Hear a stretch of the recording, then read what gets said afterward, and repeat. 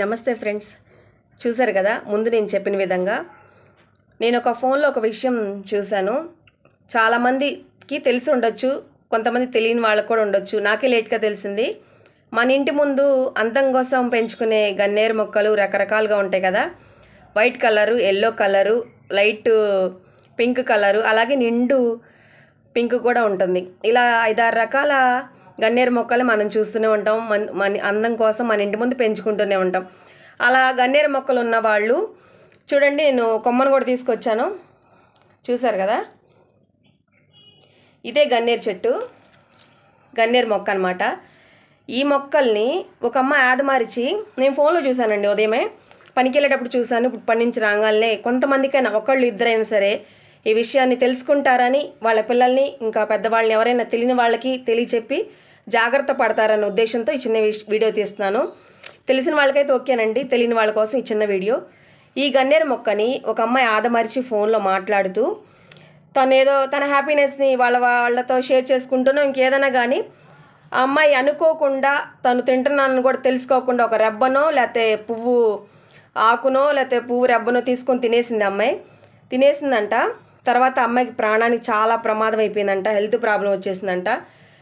చాలా డేంజర్లో పడిపోయిందంట అమ్మాయికి ఇంకా చాలా డేంజర్ అని చెప్తున్నారు. నేను చెప్పేది ఒక్కటే, ఇలా ప్రతి ఇంటి ముందు అందం కోసం పెంచుకుంటాం కదండి ఈ గన్నేరు మొక్కల్ని. నేను కూడా పెంచాను, కానీ చూడండి మా ఇంటి ముందు కూడా ఉంది. నేను అదే తీసుకొచ్చాను. మా ఇంటి పక్కన కూడా ఉంది. ఇలా ప్రతి ఇంటి ముందు ఈ చెట్లని చూస్తున్నామండి. చిన్నపిల్లలు కూడా అక్కడక్కడే తిరుగుతూ ఉన్నారు. అందుకని పిల్లలు ఉన్నారు, మనకి పెద్దవాళ్ళకి చాలామంది తెలిసే ఉండొచ్చు, పిల్లలకి తెలియదు కదా. పిల్లల్ని జాగ్రత్తగా పెట్టుకుంటారని గబక్కన వెళ్ళి ఆకులో పూలో తుంచి గబక్క నోట్లో పెట్టుకుంటే చాలా హెల్త్ ప్రాబ్లం వచ్చేసిందంట. చాలా జాగ్రత్తగా ఉండాలండి. ఇవి చెట్లు ఉన్న వాళ్ళు, ఇంటి ముందు పెంచుకునే వాళ్ళు మాత్రం పిల్లల్ని చాలా జాగ్రత్తగా చూసుకోండి. పెద్దవాళ్ళు కూడా తెలియకుండా కూడా అజాగ్రత్తగా కూడా నోట్లో పెట్టుకోకూడదు. ఆకైనా కొమ్మైనా పువ్వైనా కూడా సరేనా, చాలా జాగ్రత్తగా ఉండండి. చాలా హెల్త్ ప్రాబ్లం వచ్చిందంట, ప్రాణాలకే ప్రమాదం అవుతుందంట. నాకు తెలిసినంత చిన్న విషయాన్ని మీతో షేర్ చేస్తున్నాను. మీరు ఇంకొక నలుగురితో షేర్ చేయండి, ఎవరికైనా ఉపయోగపడవచ్చు. ముందు జాగ్రత్తగా తీసుకుంటే ఏదైనా అయిపోయిన తర్వాత బాధపడే కన్నా ముందుగా జాగ్రత్త పడితే ప్రమాదం నుంచి తప్పించుకోవచ్చు. మనం చూడండి, ఇప్పుడు అడవుల్లో కోతులు ఉంటాయి కదా, కోతులు కానీ ఇతర జంతువులు కానీ ఫ్రూట్స్ తినే ఉంటాయి. ప్రతి కాయ పండిద్ది.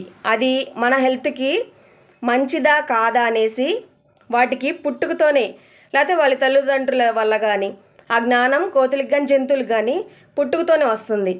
ఎందుకంటే అవి పసిగట్టగలవు. స్మెల్ వల్ల కానీ వాటి ఎక్స్పీరియన్సెస్ వల్ల కానీ వాటి ఆరోగ్యానికి మంచిది కానీ ఎలాంటి ఆకర్షణీయమైన ఫ్రూట్ని అది తినదనమాట.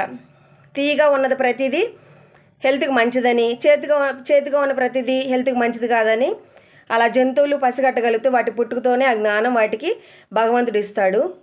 ఇలా మొక్కల్లో నేను ఇదే వినడం అండి, ఇది తింటే చాలా ప్రమాదకరం అంట. అలా మీరు ఒకవేళ చెట్లు ఉంటే కనుక వాటిని ఏం చేస్తారు మీ ఇష్టం, కానీ వీటికి మాత్రం జాగ్రత్తగా ఉండమని మాత్రం నేను చెప్పాలనుకుంటున్నాను. ఈ విషయం ఒక్కళ్ళు ఇద్దరికన్నా షేర్ చేసి ఎవరు ఇది గబక్కన, అదీగాక దేవుడికి పూజ చేయడానికి కూడా ఈ పూలు వాడొచ్చు, మంచిది, చాలా అందంగా ఉంది పువ్వు కూడా. కానీ ఒకవేళ కొమ్మ తుంచి కానీ గబక్క నోట్లో పెట్టుకొని కానీ అలా జరిగితే హెల్త్కి ఏదైనా ప్రాబ్లం అయితే చూసుకోండి. మరి అలాంటి చేయొద్దు. ఇప్పుడు దీన్ని వెంటనే నేను డస్ట్బిన్లో వేసేస్తున్నాను, మా ఇంట్లో ఉంచను. పిల్లలు కూడా తెలియదు, మా పిల్లలు రాగాలని ఈ విషయం చెప్తానమాట. చాలా జాగ్రత్తగా ఉండండి అని. ఎందుకంటే నేను ఇట్లా రోడ్డు అమ్మట ఇట్లా వెళ్తూ ఉంటే జామాకులు కనిపించినా నేరేడాకులు కనిపించినా గబక్కని ఇలా కోసి తినే అలవాటు నాకు ఉంటుంది. ఎందుకంటే జామకాయ నేరేడుకాయ ఆ ఫ్లేవరు ఆకుల్లో ఉంటుంది అనేసి.